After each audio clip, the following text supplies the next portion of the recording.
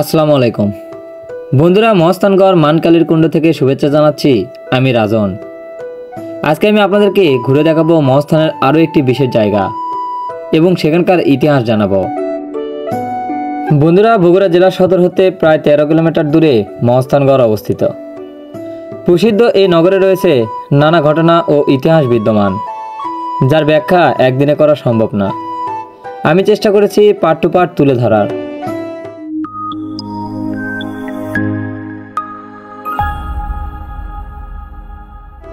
পূর্বের ভিডিও যারা দেখেননি তাদেরকে দেখার অনুরোধ রইল, তা না হলে সঠিক ইতিহাস জানতে পারবেন না। সব ভিডিও লিঙ্ক আমি ডিসক্রিপশন বক্সে দিয়ে দেব। মহস্থানগড়ে এসে একটু উত্তর পাশে গেলেই হাতের ডান পাশে এই মানকালীর কুণ্ড দেখতে পাবেন। বগুড়া শহর 7 মাথা থেকে মাত্র 50 টাকায় আসতে পারবেন এখানে। বাংলাদেশের প্রত্নতাত্ত্বিক স্থানের মধ্যে এই মানকালীর কুণ্ড অন্যতম। 60 দশকের শুরুর দিকে তৎকালীন পাকিস্তান প্রত্নতত্ত্ব অধিদপ্তর এবং বর্তমানে বাংলাদেশের অধিদপ্তর এই মানকালীর কুণ্ডকে অধিভুক্ত করেন।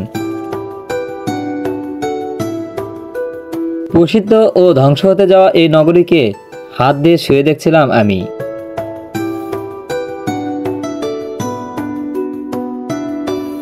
মহস্থানগড়ের মাজাপুকুরের পূর্ব পারে এই মানকালীর কুণ্ড অবস্থিত। 1965 থেকে 1966 সালে প্রত্নতত্ত্ব অধিদপ্তরের তত্ত্বাবধানে এখানে খনন কাজ শুরু হয় ও শেষ সময়ে সুলতানি আমলের কিছু দিক নির্দেশন ও মসজিদের ধ্বংসাবশেষ আবিষ্কার করা হয়। আর মসজিদটির আয়তন 26 থেকে 14.54 মিটার গণনা করা হয়। এখানে খনন কাজ চললে মসজিদের নিচে একটি মন্দিরও পাওয়া যায়। আর মসজিদটিতে কোনো শিলালিপি না পাওয়ায় ধারণা করা হয়েছিল মুঘল শাসন আমলের পূর্বে নির্মিত হয়েছিল এই মসজিদটি।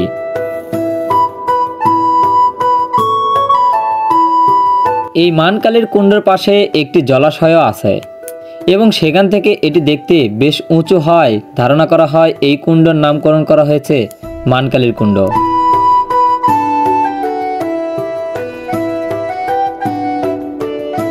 কিংবদন্তি রাজা মন সিংহ এখানে প্রথমে একটি মন্দির নির্মাণ করেন আর তার ভাই তান সিংহ ও তার সাথে নির্মাণে অংশ নেন। তবে এলাকাবাসীর ধারণা মতে এখানে এই নির্মাণ কাজ করেছিলেন ঘোড়াঘাটের জমিদারগণ।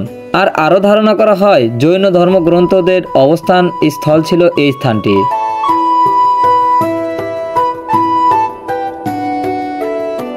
মসজিদ ছাড়াও এখানে আবিষ্কৃত হওয়া আরও অন্যান্য জিনিসের মধ্যে রয়েছে মধ্য অঞ্চলীয় কালো চকচকে ইটপাথরের অংশ। এই মানকালীর কুণ্ডের সকল নির্মাণ শৈলী দেখে গবেষণাবিদরা ধারণা করেন এর নির্মাণ শৈলী পাল শাসন আমলের।